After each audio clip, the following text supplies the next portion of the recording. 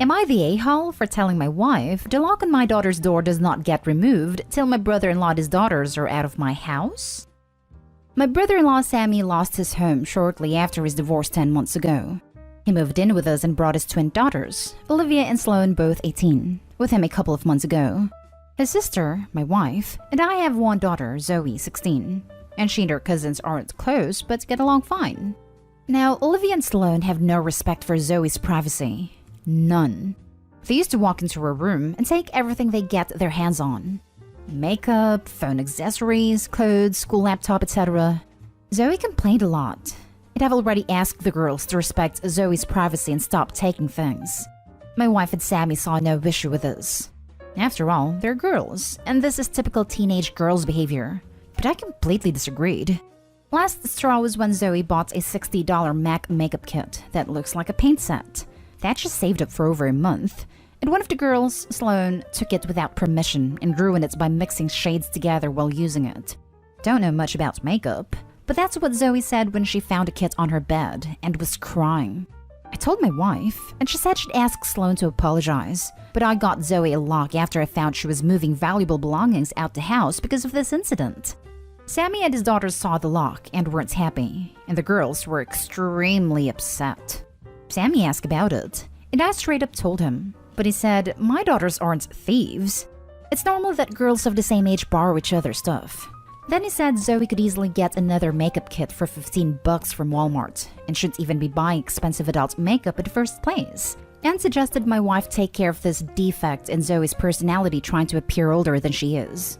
Then he accused me of being overprotective and babying Zoe with this level of enablement.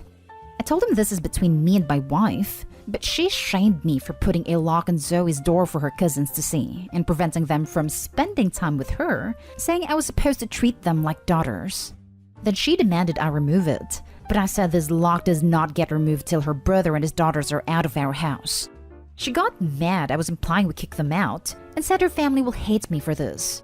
So I reminded her that I let Sammy and his family move in, which is something her own family refused to do. So she should start with shaming/blaming them for not taking their own son and nieces/granddaughters in. If it wasn't for her family's unwillingness to help, we wouldn't be dealing with this much disturbance at home. Now everyone's been giving me and Zoe silent treatment, and my wife is very much upset over this. Now for the top comments. Not today, Hall. Don't back down. You are the only one sticking up for Zoe. If her cousins want to use expensive makeup, give them your wife's. I guarantee she won't appreciate sharing anymore. They need to start behaving like appreciative guests. I love this idea. Not today, Alopi. You have your daughter's back and totally get her need for privacy and autonomy over her stuff. I'm disgusted that her own mother isn't more supportive. Please lend some wife's makeup to the twins, because obviously it's what girls do, isn't it? They love to borrow and use each other's stuff, without asking. Not. Bonus if Opie goes into Sammy's room to borrow things without asking. Underwear, an expensive watch, or something. Returning it with visible wear and tear. Not today, Hull. Your wife harbors someone who tells you that Zoe has a defect in her personality for buying an expensive makeup kit? That's the kind of thing that has people thinking about divorce. Exactly. As a mother myself, I cannot fathom how any mother would let someone treat their child like that, even if it's his family. That would have bought them a one-way ticket out of my front door. If your kid can't count on you to protect them, who can they count on? Not today, Hull. Not today, Hull. Your daughter doesn't feel like she has any privacy or respect in her own home, and you gave her a lock to give her back her privacy. You tried talking to your wife, your brother-in-law, and your nieces, and that got you nowhere. If your daughter has to accept 3 additional adults living in her home, they need to accept her very reasonable boundaries with not taking and ruining her things. Good for you showing your daughter you respect and support her. They are 18. This is 100% vindictive. Mixing and destroying a new palette and leaving it on Zoe's bed screams of malice. Now for the next story. Am I the a-hole for abandoning my roommate because her mother ate my lunch? My 23 male roommate's 22 female, mother 42 female, has been heavily overstepping and consuming all the food that I cook for my meals when I'm going to work. For context, her mother is also technically a roommate as we split the rent 3 ways. with me paying half and her daughter paying a quarter each. To get her mother to agree to pay half of her rent, my roommate, a longtime friend from college, begged me to let her mother on the lease, as this was the only way she'd agree because she wouldn't pay for something that wasn't hers, and so now her mother comes and goes as she pleases. The problem arises because I cook and I'm fairly good at it. I'd have to because my workplace is isolated and there are no restaurants nearby that I could make it to on my hour for lunch. I wake up at 6 a.m. to make sure that my meals are ready, because I'm a picky eater and the things I like are fairly complicated. Now, roommate's mom has been serving herself for my meals. It started small, and I was okay with that because I sometimes have leftovers. However, certain dishes do not permit that, and now she has taken to eating out of my packed lunches when there's no leftovers, saying, "Sorry, I was just so pickish." Or, "You know how I love your cooking? I couldn't help myself." After the second week of no lunches, I had enough and decided I would leave and pay off my part of the lease. I'm furious, but I do love my roommates as she's like a sister to me. She has recently found out that I'm looking for a new apartment, but thinks my reason is too petty. She said it's just food and I shouldn't abandon her over it. I have been having second thoughts about leaving now because I don't want to hurt her, but her mother is still doing it after having myself and her daughter confront her. Would I be wrong for leaving? Definitely not, Day-Hole. A grown woman can't help herself and so she has to eat your packed lunches? Good grief, how bad is her impulse control? More likely, she respects you so little. It is so selfish she just doesn't give a damn if you're hungry or not. She feels entitled to the food. If your roommate can't even recognize how rude that is and stop her mom, then honestly, she deserves to be abandoned. Though if she's a real friend, she'll understand and continue to socialize with you after you're out. My money's on she's not a real friend though. I'm hoping my roommate will remain my friend and understand, but the comments here are really solidifying my decision. Her mother doesn't even get mad when I confront her. She just laughs it off and does it again. I'm really just tired at this point, but I will miss my roomie if our relationship suffers because of this. Not Day-Hole. You aren't looking to kick them out. You are looking for your own place where you no longer have to worry about people crossing your boundaries. Her mom knows exactly what she's doing when she has eaten the lunch you have prepared for yourself the next day. Her daughter may not understand and thinks it's a selfish reason, but it's a valid reason. What starts out as food will turn into something else. She's eating all your food and borrowing/taking all your things, and you'll be petty for being upset over it. This has also been a worry of mine. It started with the leftovers, but has escalated to my packed lunches. I don't believe her mother would ever steal from me, but I worry she may start feeling entitled to my food and start pressuring me to cook for her as well. She can't see how this is wrong and boundary stomping? It is enough reason to leave her. She has no concept of how to treat other people. She herself is a very good friend to me and has never done anything like this. Her mother is also a very sweet lady most of the time. Except for this, it really was a perfect living situation. Which is why I think it's so hard for me to make this decision myself. Next story. Am I the a-hole for getting off the lease and leaving my roommate to fend for herself? Okay, I know the title seems bad, but hear me out. My friend female 19 and I female 19 decided to move in together this May. We've known each other for more than a decade, and I consider her one of my best friends. We always talked about living together, and 2 months ago we got an opportunity and made it into reality. We signed a 1-year lease on a 2-bedroom apartment not too far from our college and jobs. Well, yesterday she comes into my room and says she wants to talk to me about something. She reveals the actual reason for her moving out of her parents' house was because she's pregnant.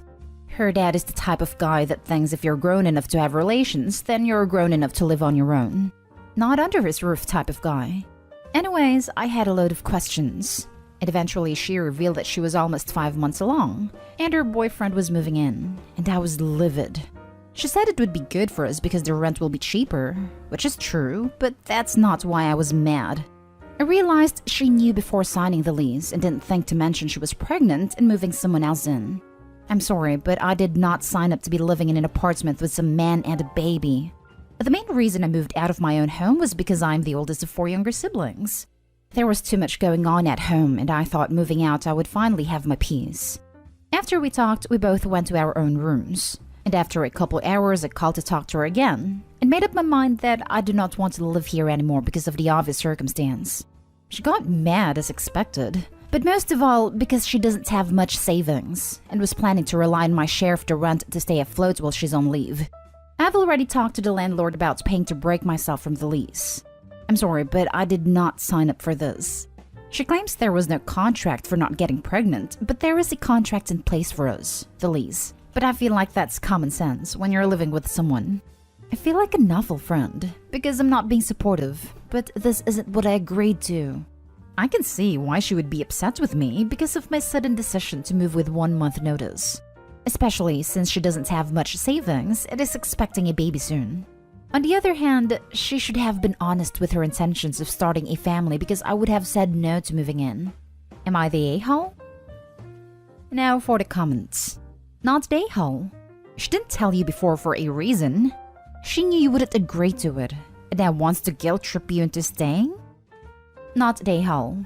Also, if you were so good friends to move in together, why did she not talk to you about being pregnant and then later ranting about her dad kicking her out? Also, the boyfriend moving in without landlord approval, which sounds like she never was going to do, may get you all evicted since the lease is only for 2 people. Not the a-hole. She was sneaky. Did not disclose her motives or situation. You were not obligated in any way. Right. I'm sure she was counting on OP for rent money and help with the baby. All without asking. The entitlement. Not the a-hole. I wouldn't want to live with a newborn either, and she was being deceptive. Boyfriend can make up the rent difference, especially as he'll be living there anyways. Unless he's jobless. Last story. Am I the a-hole for packing my roommate's things and leaving them in the hall while she was at work? So my best friend has been living with me for months since her parents threw her out. At first things were fine, but slowly started to change. She has mental illnesses, which I appreciate and understand, but she went off her medication, stating she could not afford the co-pays, which didn't make sense to me as she could afford to eat out nearly every night. Eventually, going off the meds turned her into a different person. She would drop her insulin needles on the floor, and no matter how many times I reminded her not to as I have a cat, she just said she either didn't notice or forgot because she's spacey. I'm not checking for dust with a white glove, but this is my home, and the place was constantly trashed. She never did her own dishes, left trash everywhere, and have eaten food in the fridge for weeks. It got so bad, I either had to clean up her messes or deal with roaches. There would be many days she would be in an awful mood, and I could do no right. If I gave her space, I was ignoring her and hated her. If I tried to talk to her, I was nagging and pestering. Eventually, I got fed up. I had tried over and over to have a conversation with her and ask for just minor changes. Get back on your meds, stop taking out your bad moods on me, and for the love of God, just clean up. We have roaches. Her paranoia had gotten so bad that she accused me of being her online boyfriend and catfishing her for over 8 months. Finally, one night, when she was in a particularly bad mood, she crossed a line regarding my cat. I simply could not take it anymore. She worked 12 to 7, and last week when she left, I called a friend. We packed everything she owned as nicely as we could and stacked it all in the hallway. I then blocked her and everything, locked my door and waited. She got home, saw her things, and threw a fit. She was banging on the door for over 3 hours. I did not leave or even respond as I didn't think there was anything to say.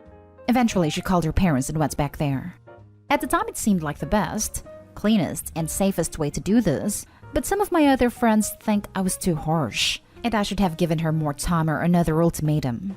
I hate hurting people and feel awful, but I was ready to check myself into the psych ward, and I couldn't handle that line ever being crossed again. So Reddit, am I the a-hole?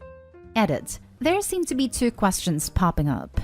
One is what I did was perfectly lawful where I live as she was not in my lease, had never received mail and did not pay rent, so therefore was not considered a legal resident.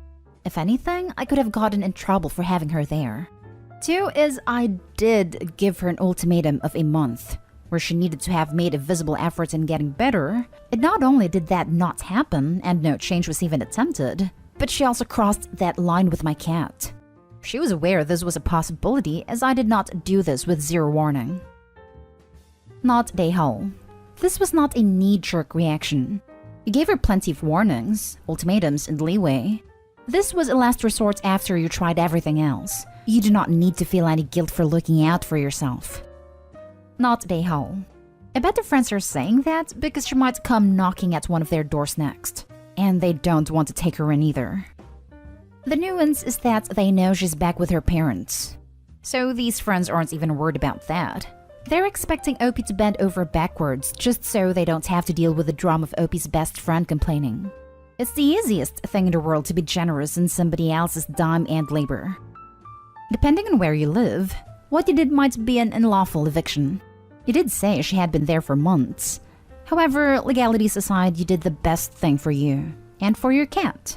Not Day-Hall. I looked into the laws where I lived beforehand.